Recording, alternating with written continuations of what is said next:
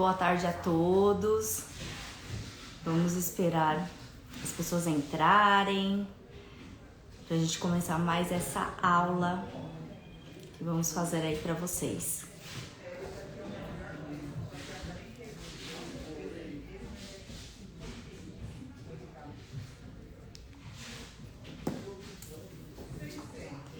Que bom vê-los aqui. Sejam bem-vindos. Sempre com muita alegria tê-los aqui. Vamos esperar nosso convidado entrar. Hoje a gente vai falar da importância de termos formas farmacêuticas diferenciadas nas nossas farmácias, de dar essa oportunidade de escolha aos seus clientes, ensiná-los, dar-los sugestões e mostrar a importância disso e acaba sendo uma fidelização para o seu cliente. Esperar o pessoal entrar, o pessoal tá entrando, nosso convidado já tá aqui. Então, agora oficialmente, boa tarde a todos, sejam muito bem-vindos à nossa live. Hoje a gente vai tratar de formas farmacêuticas diferenciadas e a importância na adesão ao tratamento por parte do paciente. Vamos ter uma aula com meu mestre particular, nosso exemplo, Dr. Anderson. Vou chamá-lo para a gente começar esse bate-papo, essa aula maravilhosa.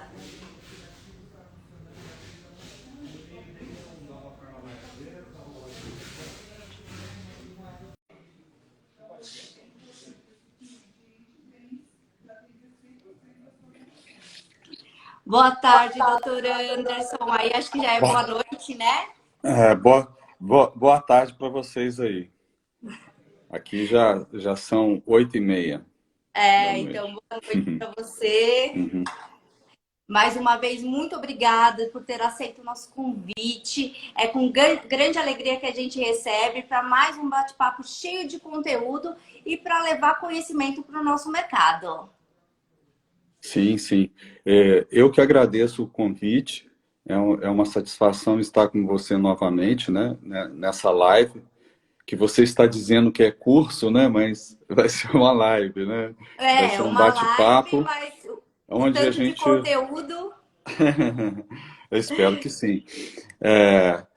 Agradeço aí a audiência de todos, o interesse pelo tema, né? Realmente é um tema importante que tem tudo a ver com a farmácia, né? Exatamente. Então vamos começar distribuindo os seus conhecimentos para o nosso mercado, doutor. Diante da sua experiência, de tudo que já viveu, de tudo que já viu, sendo uma sumidade no assunto recipientes, né? Como é que nós podemos aumentar a adesão do paciente ao tratamento através de formas farmacêuticas diferenciadas? Bom, antes de falar da forma farmacêutica propriamente dita, nós temos que falar do problema em si, né? O problema da aderência ao tratamento ou uma terapia, isso não está só relacionado ao medicamento, mas também com a prescrição de dieta, mudança de estilo de vida que um profissional da saúde faz ao seu paciente, né? A aderência ela está relacionada com a extensão, né, no qual o comportamento do paciente em relação ao medicamento, em relação a uma dieta, em relação a uma mudança no estilo de vida prescrita, né, por um profissional de saúde, ele tem a sua duração ou não, né? Então, por exemplo, no que se refere ao medicamento, nós temos aí como 100%, considerado como 100% de aderência, aquele paciente que vai tomar o medicamento prescrito pelo médico na dose solicitada, com a frequência recomendada e durante o tempo de tratamento que também foi prescrito. Isso parece normal, mas o fato é que estudos epidemiológicos, estudos acompanhando a farmacoterapia, principalmente em pacientes crônicos, mostram que, se você considerar essa aderência que eu mencionei agora, que é, né, de 100%, né, que seria considerada de 100%, o número de paciente, o percentual de paciente que realmente segue o que foi prescrito é mínimo, tá? Na verdade, em cerca de 50%, segundo esses estudos, quando se refere à doença crônica, tá? E aí nós sabemos, né, medicamento não funciona nas pessoas que não os tomam.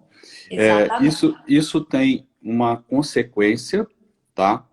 A consequência é não obter os efeitos que se espera do medicamento ou da terapia que foi prescrita e um agravamento possível da doença.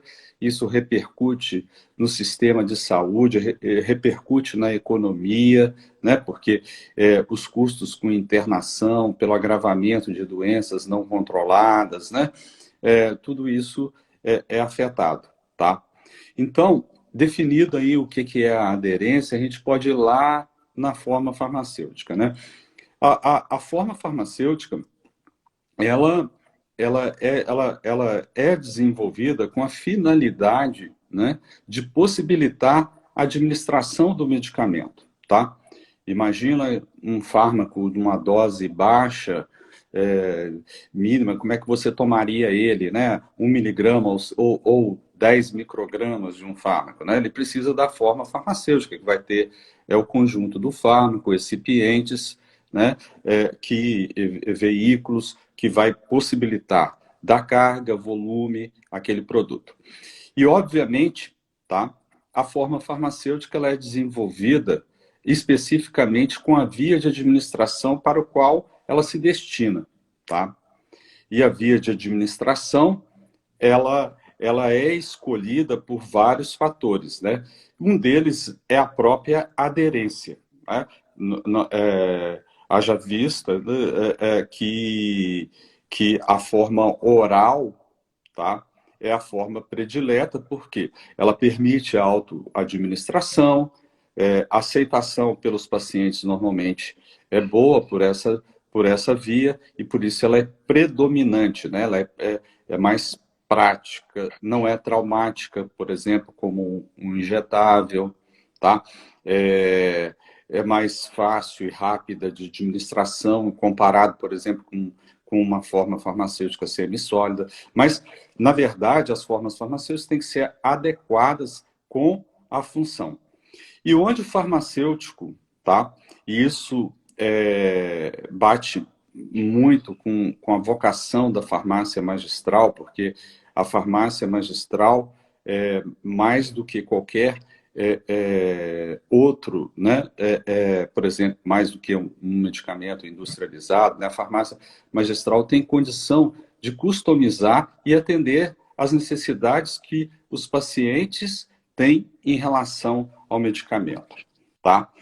E a aderência, o aumento da aderência, a escolha da forma farmacêutica, ela passa num passo inicial, né, que é identificar as necessidades não atendidas que o paciente tem em relação ao medicamento, tá?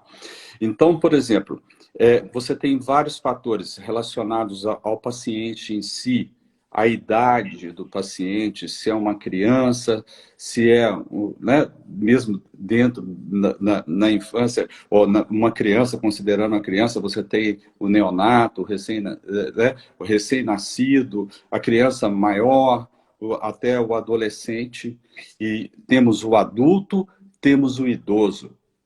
A necessidade muda em relação ao medicamento. A necessidade muda em relação às limitações funcionais do organismo, em relação à doença em si, tá? Então, por exemplo, pacientes que têm determinadas patologias podem ter determinadas demandas em relação ao medicamento, né? paciente oncológico, às vezes a própria terapia ocasiona efeitos adversos que, por exemplo, pode interferir na capacidade que ele tem de deglutir um medicamento sólido, e aí outras vias de administração podem ser necessárias. Um paciente, por exemplo, também oncológico ou não, mas que tenha episódios de vômito frequentes, onde a administração do medicamento via oral é comprometida, né? Porque ela, se tomada com água, vai induzir ainda mais o vômito, você tem que acessar outras possibilidades. Outras possibilidades seriam o injetável, mas o injetável é traumático. Poderia ser uma forma orodispersível, onde você, né, não vai precisar ingerir água, poderia. Então, você tem a própria necessidade do paciente aponta as soluções. E as soluções, ela vai estar relacionada, primeiramente, à escolha da via de administração. Ela pode estar relacionada com o sistema de liberação do fármaco, que é, né, a própria forma farmacêutica, com as conveniências diferenciadas. Por exemplo, um dos fatores que nós temos também, que pode interferir na aderência ao tratamento, são fatores, por exemplo, relacionados ao medicamento, são fatores relacionados, por exemplo, à frequência de administração do medicamento. Um medicamento tomado uma vez ao dia, ele tem uma tendência maior do que um medicamento que tem uma frequência de administração 2, 3 vezes ao dia. Então, imagina, a pessoa normalmente toma bem aquele medicamento que ela acorda de manhã, toma em casa antes de sair. Mas se depender, né, por exemplo, dela tomar outra dose no meio da tarde, né, pode já a adesão, ela vai passar um dia, vai esquecer, isso já não é adesão de 100%. Então, por exemplo, onde o farmacêutico atua, uma forma farmacêutica de liberação prolongada reduz a frequência, ou uma administração, se o fármaco for candidato por essa via transdérmica, você consegue um efeito platô, manter um nível, né, plasmático do medicamento por um período mais prolongado, e aí também interferir na frequência, tá? Outra coisa é o número de medicamentos tomado, né? Quanto maior o número de medicamentos tomado, menor é a aderência, a possibilidade de esquecer um. Imagina que a polifarmácia, né, que é quando o paciente tem que tomar vários medicamentos, ela é mais comum na terceira idade, né? À medida que a gente vai envelhecendo, nós vamos algumas pessoas, né, mais, outras menos, vão acumulando comorbidades, doenças associadas, que faz com que ela tenha que usar 1, 2, 3 medicamentos. Isso cria possibilidades, por exemplo, a inconveniência na administração. Imagina o idoso com problema de cognição. Normalmente, o idoso, quando ainda tem o seu parceiro ou parceira vivo, né, também, um fica cuidando do outro, mas você já tem um declínio cognitivo, a possibilidade de esquecer o medicamento. Então, quanto maior o número de medicamento, maior a possibilidade de confusão, de tomar errado, de deixar tomar. Então, isso é mostrado nos estudos. Então, associações, que é uma coisa que a farmácia tem no seu DNA e faz há muito tempo, é uma das formas de resolver isso também, né? Efeitos adversos, você pode controlar, por exemplo, às vezes alguns fármacos, quando administrados em formas farmacêuticas imediatas, de liberação imediata, você tem um nível plasmático que ultrapassa, né, o nível, né, terapêutico e cai no nível tóxico, tá? Então você pode reduzir, né, um pouco o efeito adverso, usando uma forma de farmacêutica de liberação prolongada, onde você evita o pico plasmático. E um outro sentido, quando você quer um início de ação rápido, né? Você pode pensar ou no injetável ou no sublingual, né? Então, a forma farmacêutica ela é escolhida em relação à necessidade do paciente. A questão de dose é a mesma coisa, né? O próprio insumo farmacêutico ativo, ele é escolhido adequadamente, né? Porque o fármaco em si ele está relacionado com maior ou menor grau de efeitos adversos. Então, os efeitos adversos também impactam negativamente na aderência. Então, é uma série de situações, né? Um paciente neonato, a aderência dele, né, vai precisar uma forma líquida. Muitos medicamentos não existem na forma líquida por razões de estabilidade, mas é possível preparar extemporaneamente na farmácia. Então, as possibilidades são imensas, né?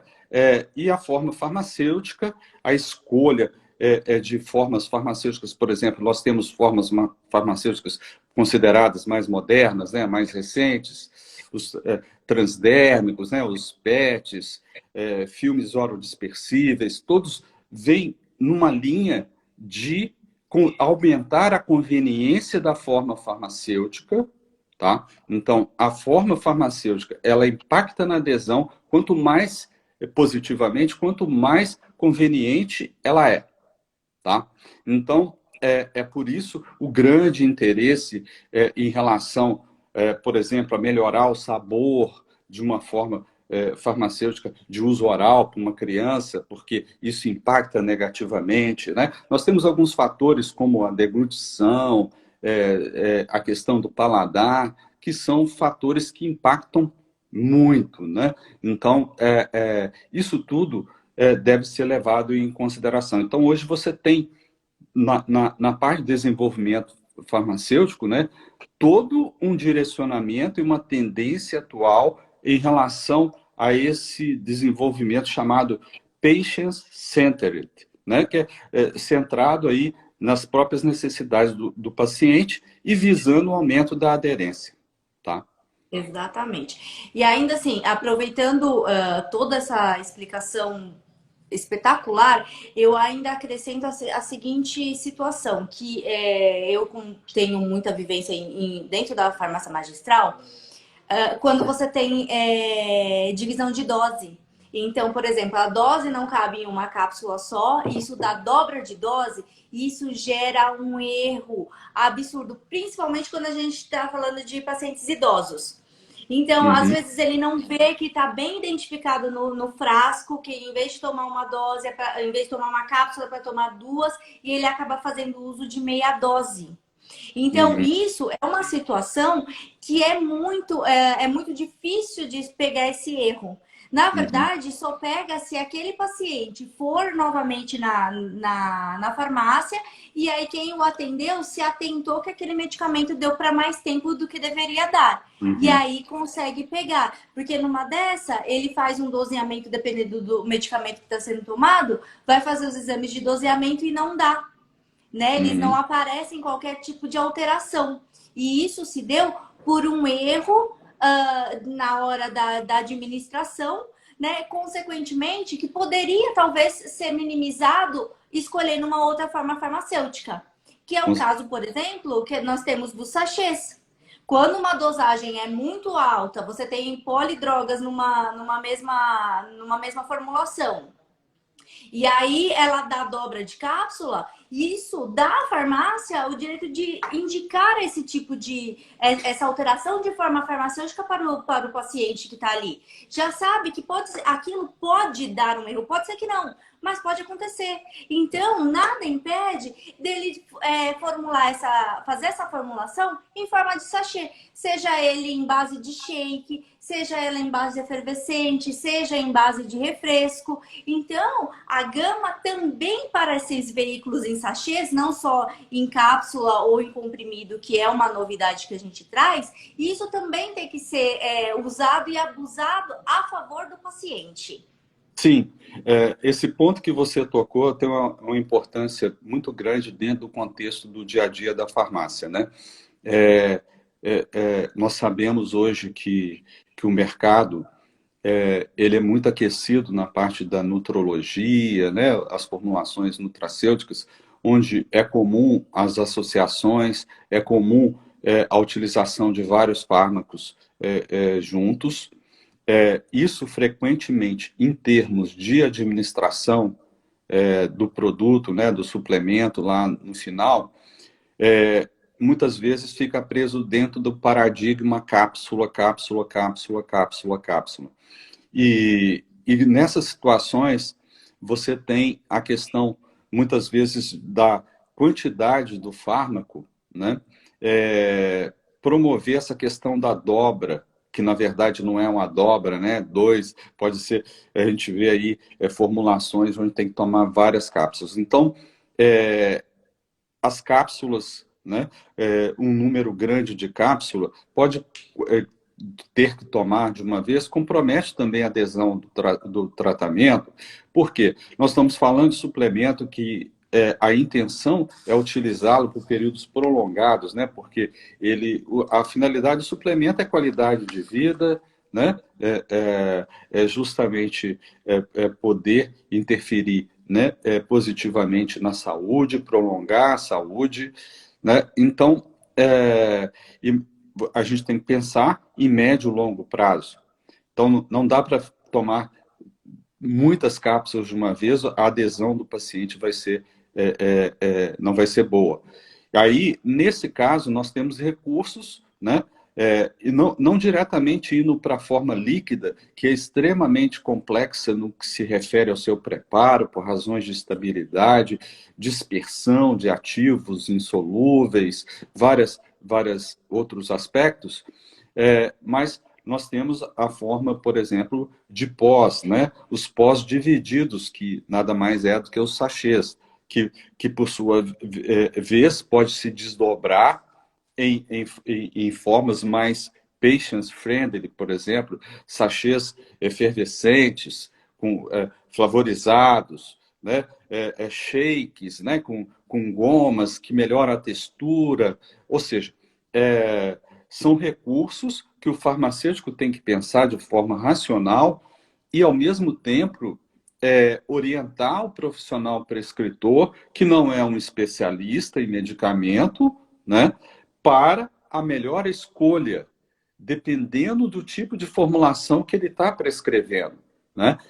O farmacêutico ele tem que ser mais ativo, não passivo em relação ao medicamento, né?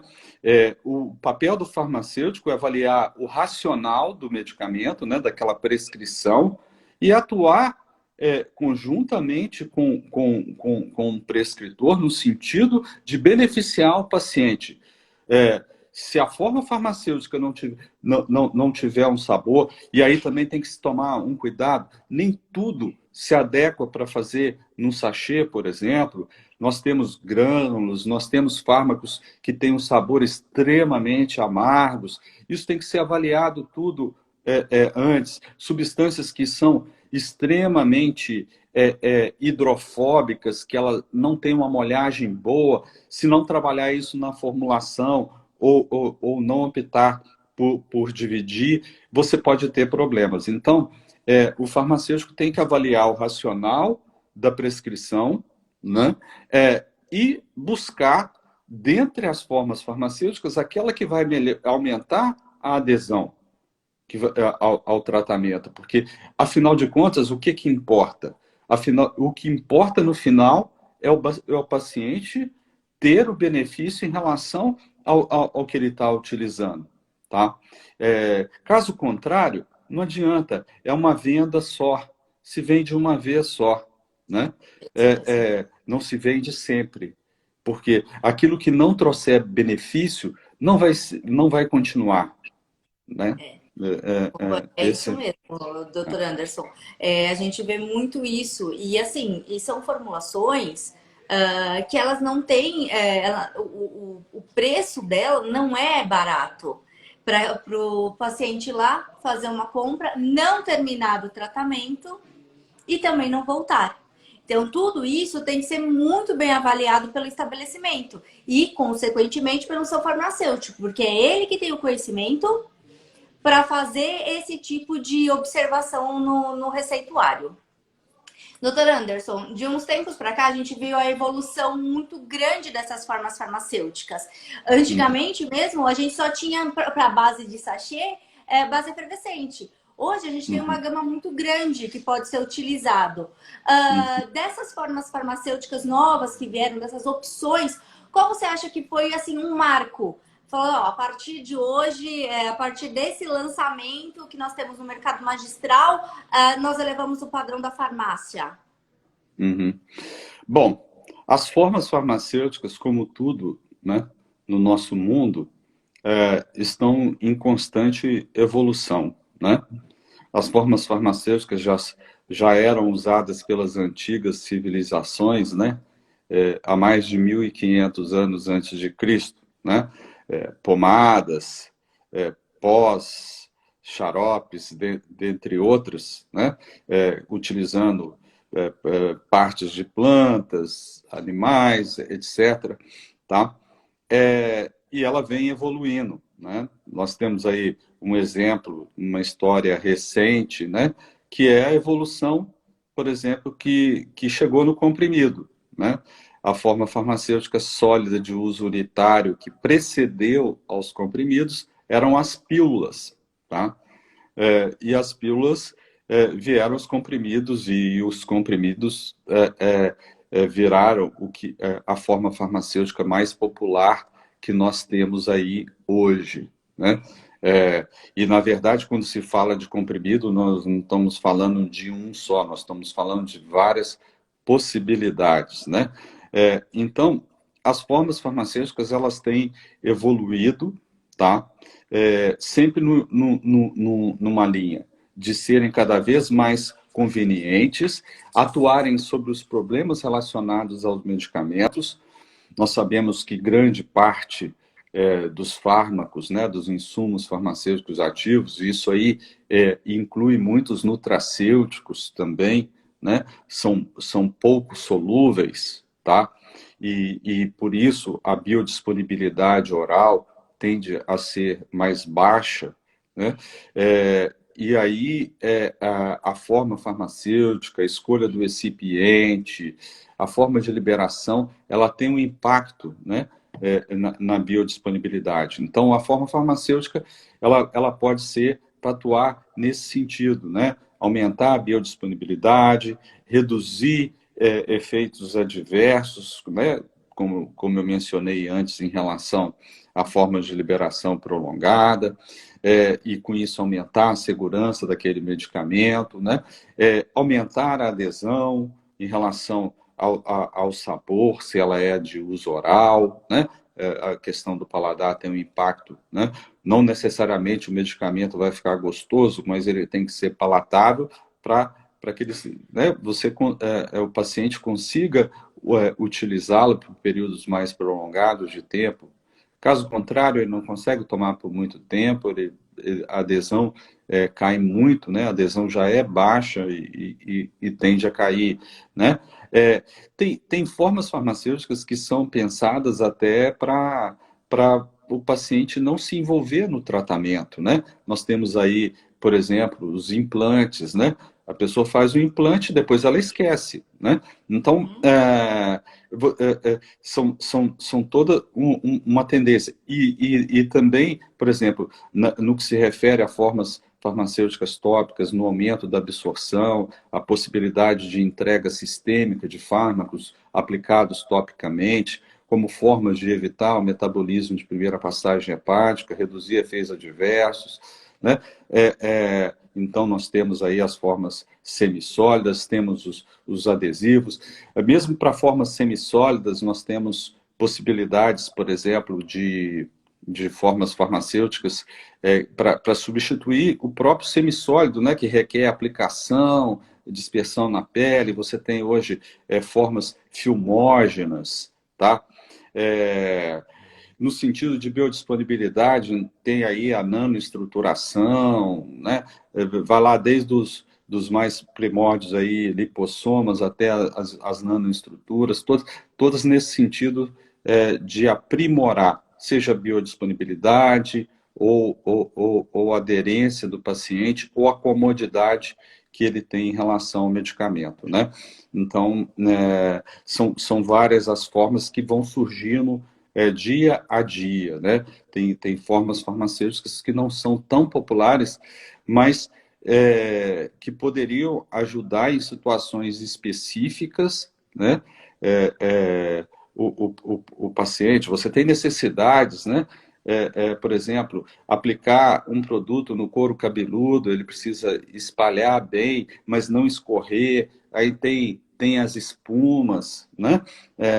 Então, é uma série de novas formas farmacêuticas que tem surgido, né? Sempre nessa linha, né? De aderência. Essa é a tendência atual, né?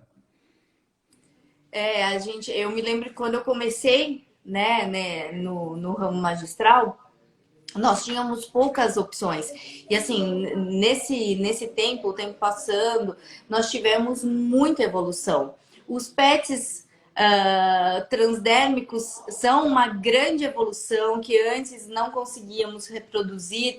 A própria base para comprimido, que está muito perto da farmácia magistral, né? Uhum. Eu considero um marco, porque antes era só cápsula, né? É, E hoje que tem uma outra forma farmacêutica para uso oral sólida, né? sim. E os comprimidos, e assim, a gente vem estudando, É, né? O senhor vem desenvolvendo novos tipos de recipientes para fazer comprimido. sim. Então, isso é muito importante.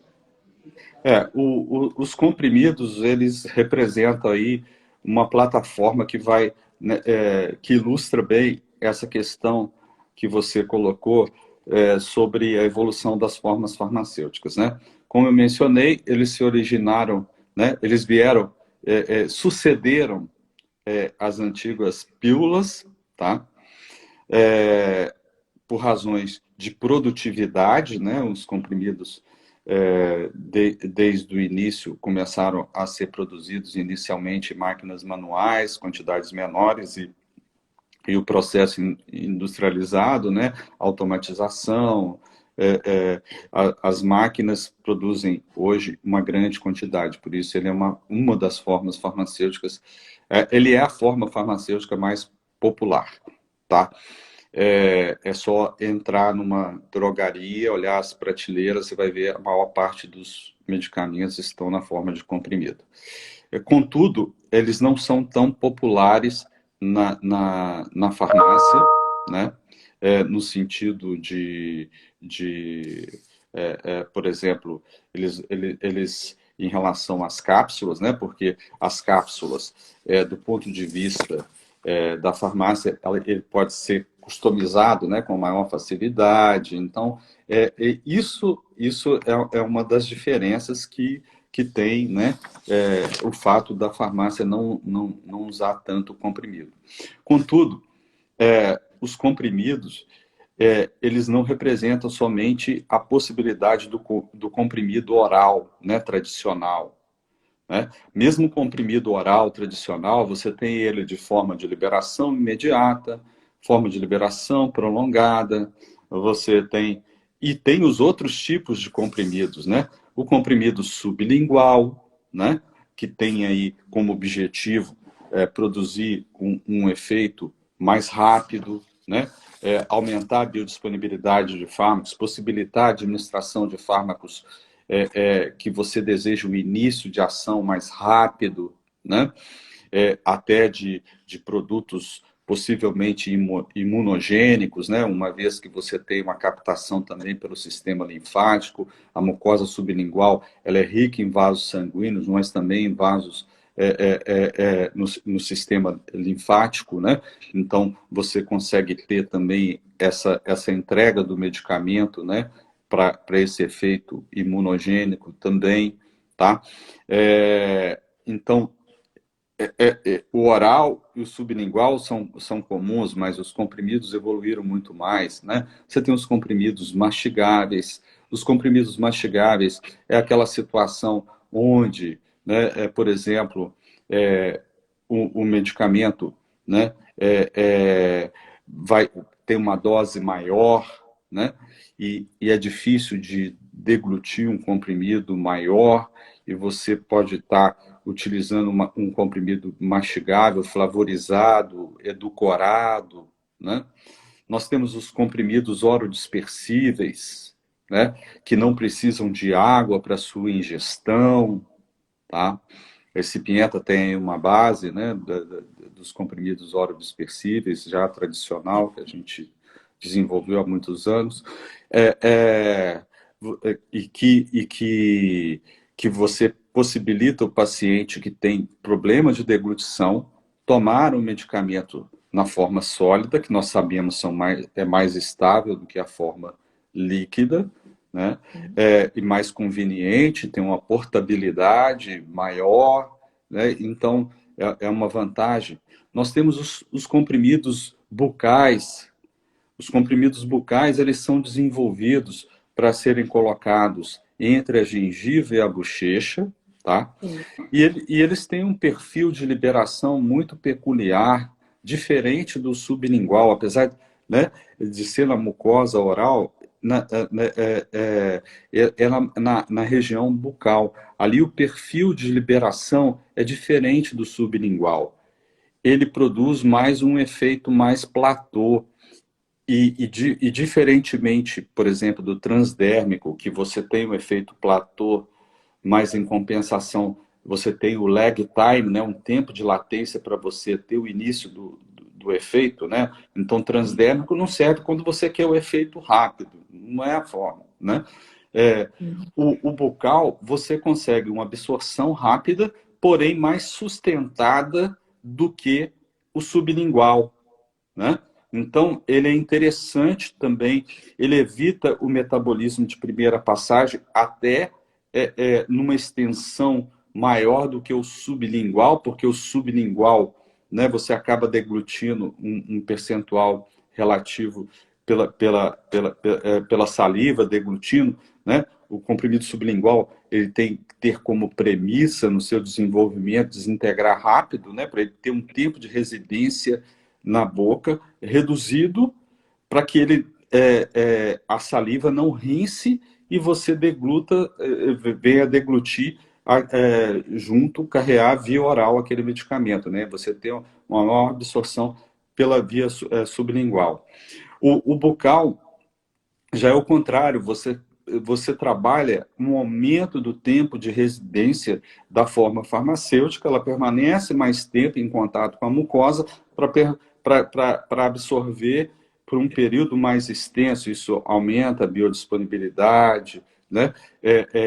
E consegue também ter um efeito mais sustentado. Então, é interessante, por exemplo, para alguns hormônios já foram avaliados, testosterona, na forma base, na forma de comprimido bucal, por exemplo.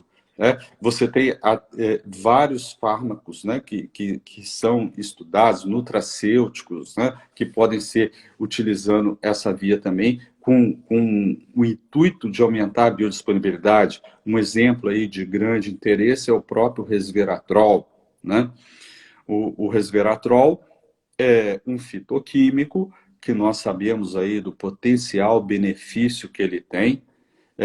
Quando ele é administrado via oral, né, você tem até uma boa absorção, mas o problema é que ele é extensivamente metabolizado no fígado. Então, a partir da ingestão oral, uma fração irrisória dele fica inalterada no sangue. Ou seja, você não colhe os potenciais benefícios que o resveratrol tem com a forma oral. Teria que usar uma dose muito alta, que aí você tem efeitos adversos, por exemplo, irritação no trato gastrointestinal, né?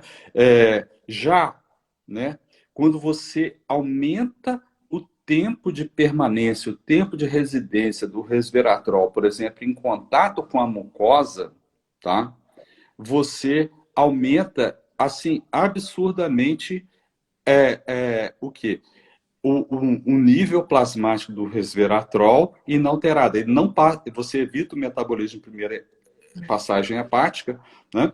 Tem um estudo, por exemplo, na forma de pastilha, cujo tempo de residência é muito menor do que o bucal, tá? Onde a manutenção, por exemplo, do resveratrol, tá?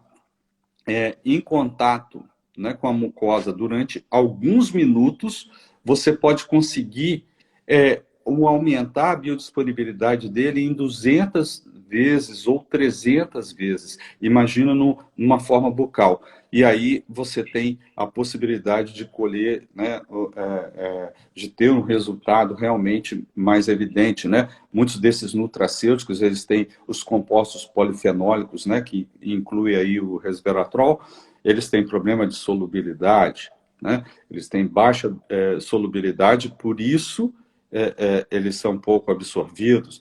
Outros nutracêuticos, por exemplo, coenzima Q10, né? Poder fazer numa forma sublingual, ou seja, então, além dos bucais, né? Como eu falei, dos mastigáveis, né? Que você pode controlar, o mastigável você controla a liberação do fármaco, entendeu? À medida que você mastiga ou chupa o comprimido por um período maior ou menor de tempo. Por isso que muitos comprimidos com antiácidos, né, são na forma mastigável. Então, ele também é uma alternativa para aqueles pacientes que têm dificuldade de deglutição, e aí usa o mastigável como uma alternativa do comprimido convencional, tá? E é uma vantagem, né?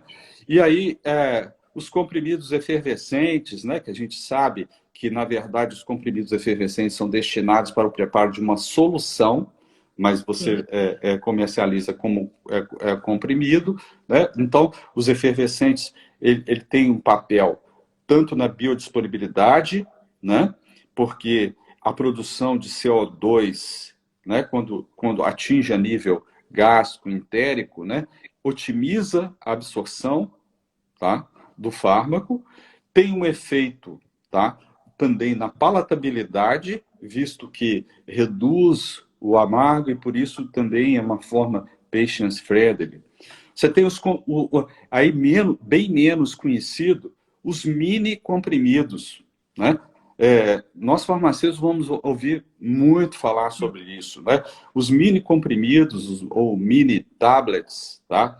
Não pense aí no mini de sublingual. Eu estou falando do mini comprimidos de 3 milímetros de diâmetro, de 4,5 milímetros de diâmetro, que pode ser administrado até em crianças, né? Por exemplo, de 6 anos de idade, tá? Esses mini comprimidos também podem ser usados em sistemas multidoses. O que significa isso? Você pode ter vários comprimidos com dosagens pequenas que, ao se tomar mais de um, você constrói aquela dose que o paciente necessita de uma maneira específica, né?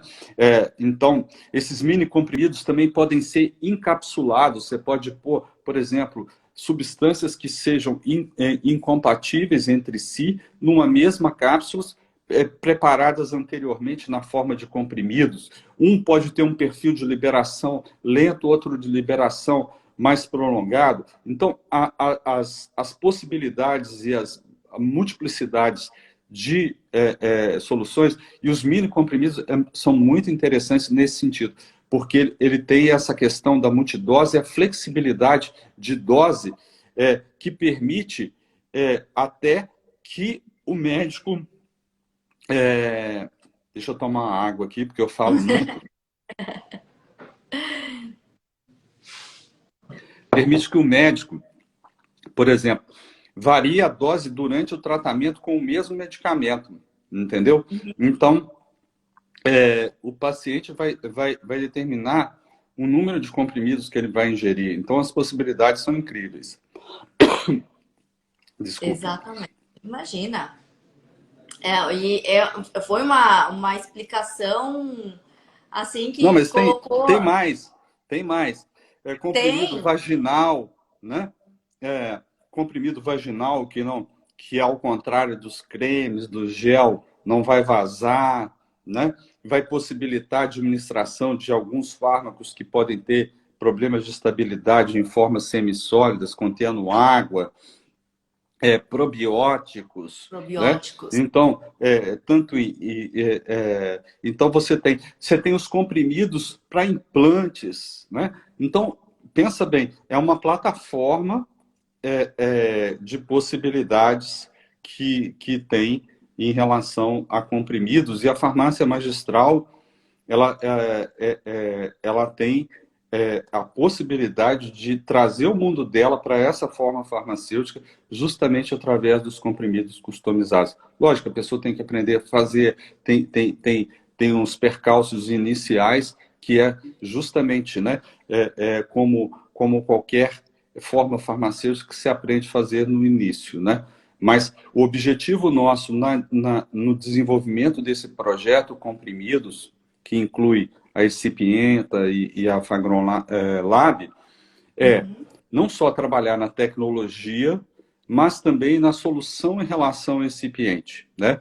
Em relação ao excipiente, nós pensamos no método de preparo de comprimido mais simples que tem e mais rápido, que é o mais conveniente para as características que a farmácia tem no seu dia a dia, né? De soluções mais práticas, tá?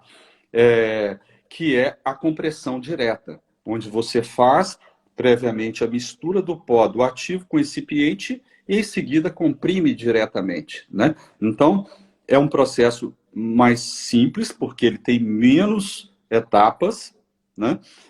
Uma vez que ele tem menos etapas, você consegue realizar de uma maneira mais rápida, não envolve granulação, molhagem, secagem, quebra, né? No caso, você tem uma praticidade. Então, nós trabalhamos todos esses tipos de comprimidos pensando no preparo da compressão direta, tá? Que é o método mais prático. E esse é uma coisa que a gente acredita que realmente o mercado vai se beneficiar com isso e, sobretudo, os pacientes em relação à disponibilidade e à possibilidade, né? Sem dizer o fato que o comprimido ele traz uma característica, uma elegância própria de uma forma farmacêutica que é reconhecida como sendo assim um trabalho mais profissional, menos artesanal, né? É Exatamente. isso. É isso mesmo. Por toda essa explicação que eu julgo que o maior divisor de águas na evolução das formas farmacêuticas foi a chegada do comprimido para as farmácias magistrais. Nós tivemos um questionamento aqui de uma farmácia que ela teve uma prescrição de muitos minerais quelatos numa mesma formulação para Uhum. ser feito em via de sachê. E o nosso ouvinte aqui, ele perguntou qual se o mais indicado é a base efervescente, tá? Aproveitando o gancho do questionamento, né, eu vou falar rapidamente, né? Eu acredito que assim a base efervescente ela não tem agente suspensor e geralmente os minerais quelatos eles são insolúveis. Então isso precisa tomar muito cuidado. Então de repente uma base de shake que tem um agente suspensor, né? A linha Best Shake é um exemplo disso aqui desse Pienta, que ela tem um agente suspensor, é o mais indicado para esse tipo de formulação. Correto, doutor Anderson? Não, está corretíssimo. Uma coisa extra que deve ser pensada também em relação é o seguinte: é importante saber que os minerais aminoácidos quelados né? O nome já diz, né, que ele tem aminoácidos. Nós sabemos que alguns aminoácidos são amargos, tá? Então, dependendo do tipo de formulação, você pode ter um problema de sabor, né? Então, é preciso avaliar, né, esses pontos. Em relação àqueles quelatos que não têm esse tipo de problema, né, ou que tem, ou a dosagem é muito baixa, dá para lidar com isso, né, na prática, dica é veículo tipo shake mesmo, porque ele tem agente suspensor, o agente suspensor ele aumenta a viscosidade do meio, isso reduz um pouco a percepção do paladar, tá? Além do fato do produto não ser solúvel, ele ficar melhor disperso, né? Nós temos que, por exemplo, quando vai fazer pó, nós temos que pensar na dispersão do pó posterior. Alguns pós, eles são muito hidrofóbicos, né? Ele tem um baixo índice de molhagem, né? Ou seja, além dele não ser solúvel, ele não molha muito. Então, ele flutua como um talco quando você joga na água, né? Então, nessas situações, né, é preciso que o veículo contenha emulsificante para aumentar a molhagem desse pó. Você tem e isso, né, são coisas que estão, por exemplo, numa base de shake, por exemplo, os próprios agentes suspensores podem agir como agente molhante, né, uma vez que ele atrai a água, né, e traz. Então, você tem essa necessidade, esse olhar aí. Pense sempre também no sabor, tá? É complicado falar isso, mas, por exemplo, formas farmacêuticas, medicamento que você nunca fez e que vai ser administrado via oral, por uma forma farmacêutica, seja ela líquida ou que ela vai ser dispersa, orodispersível ou dispersa em líquido para tomar, é preciso que o farmacêutico tenha uma noção da palatabilidade dela, tá? Uma noção realista, porque não sai fazendo tudo que o médico prescreveu ou a nutricionista prescreveu. Não significa que eles não sabem nada, eles não têm o nosso conhecimento. Então, cabe a nós, farmacêuticos, orientá-los, né? Porque o nosso compromisso tem que estar com o paciente, tá? A farmácia tem dois clientes, o médico, o paciente, né, principal, o prescritor e o paciente. Todos os dois têm que ser atendidos, né? Então, não tem como não dialogar com o médico, né? E não tem como fazer tudo porque, eu fazia em outro lugar. Mas como, né? Então, preciso pensar. E a questão da palatabilidade, ela tem um ponto fundamental, né? Essa era o próximo tópico que eu gostaria de abordar, que era exatamente, eu fiz o seu curso de flavorização de formas farmacêuticas, né, de formulações, e foi muito importante para mim, porque você, por exemplo, a gente tem o costume, a própria farmácia, né, tem o costume de ter sempre os mesmos sabores à disposição do cliente. E muitas vezes o que, né, a assertividade, ela não está no sabor que o paciente quer, e sim aquele que é mais propenso a mascarar o princípio ativo. Então, quando eu fiz, né, o seu curso, isso ficou muito em evidência, porque geralmente aí fala assim, eu vou pegar o de laranja, o de limão e vou pegar um de morango. E muitas vezes só ter esse tipo de esses sabores disponíveis e o cliente vira e fala assim, eu quero de morango, talvez o de morango não vai mascarar.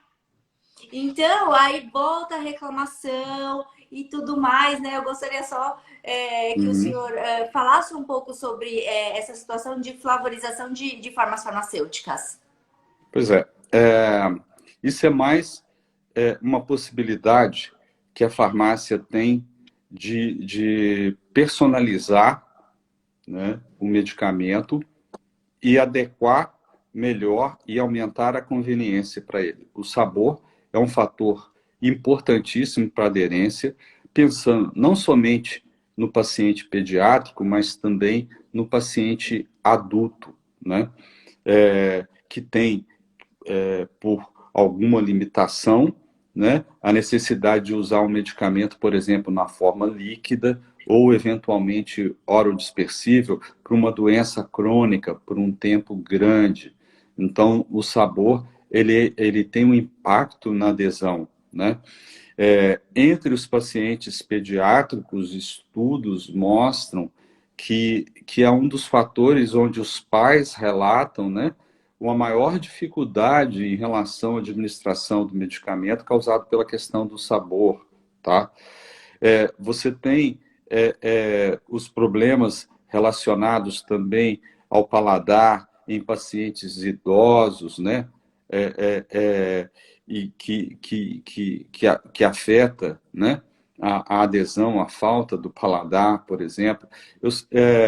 E tem fatores farmacoeconômicos relacionados à baixa adesão ocasionada pela questão da palatabilidade, né, da falta de palatabilidade de preparações farmacêuticas que leva a perdas, né, a não venda de medicamentos e não aderência ao tratamento, né?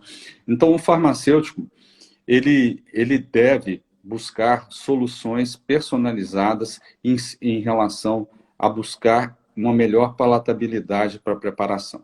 E, nesse sentido, ele precisa considerar um arsenal de ferramentas, tá, para melhorar, otimizar o sabor de uma preparação.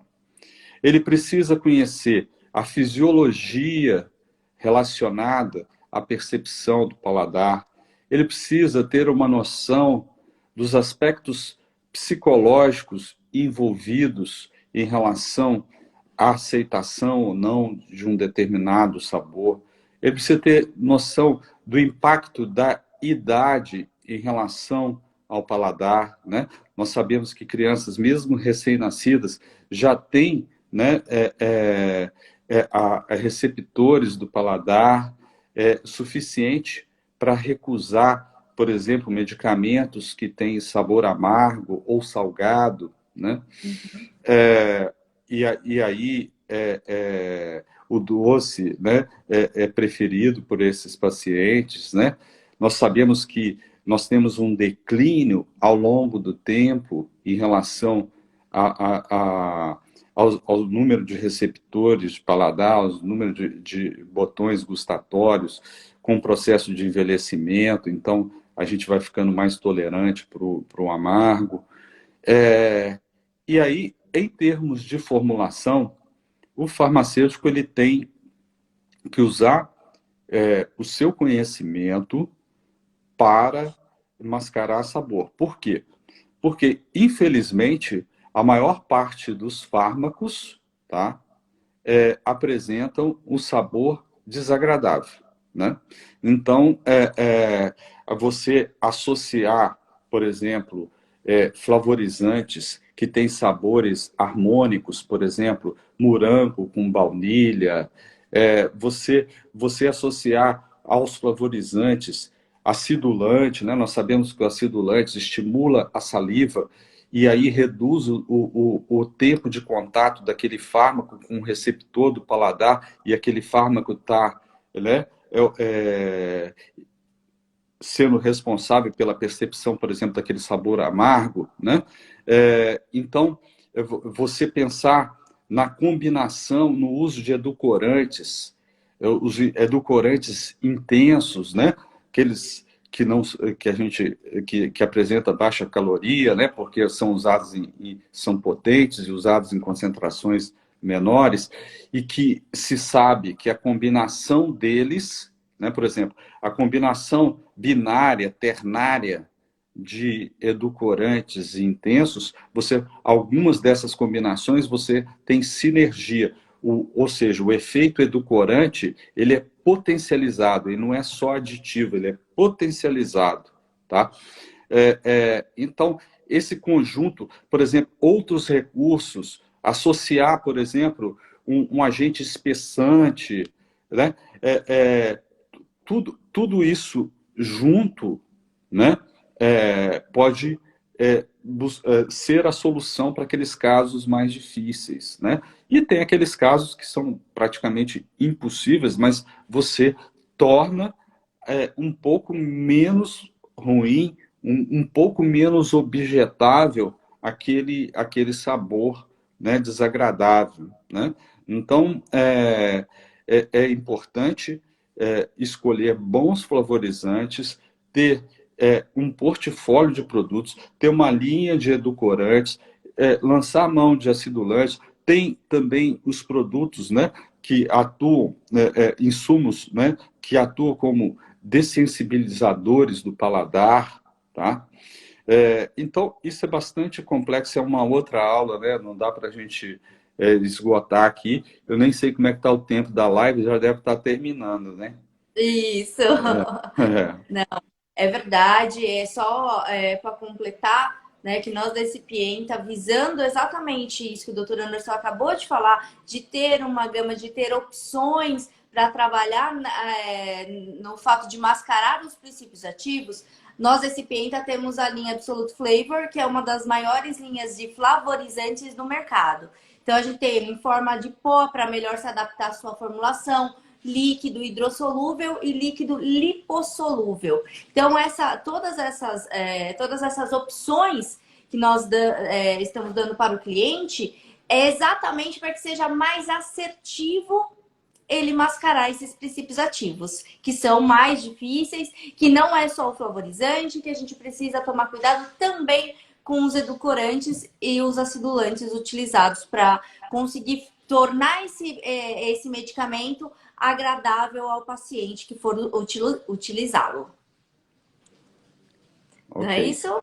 é isso aí. Então, tá bom. Doutor Anderson, eu gostaria de agradecer imensamente a sua participação, Eu que o seu agradeço. tempo, porque eu sei que é super corrido. Aí eu gostaria de agradecer imensamente todas essas informações dadas. Mais uma vez, são informações relevantes. Nós estamos aqui novamente para que a gente possa enriquecer o nosso mercado, levar cultura e levar informação para que vocês possam fazer o melhor possível para os seus pacientes. Doutor Anderson, mais uma vez, muito obrigada por estar conosco nesse tempo. Eu que agradeço a você e agradeço a audiência pelo interesse do assunto. Espero revê-los em breve em outra live. Com toda certeza, doutor Anderson. Muito obrigado a todos que ficaram conosco até agora. Aguardem novidades que vêm por aí, pelo que o doutor Anderson falou aqui conosco, vem muita coisa boa, vem muita evolução para que a gente possa atender nossos pacientes com maestria. Gente, muito obrigada e bom finalzinho de dia. Tchau a todos. Tchau, tchau.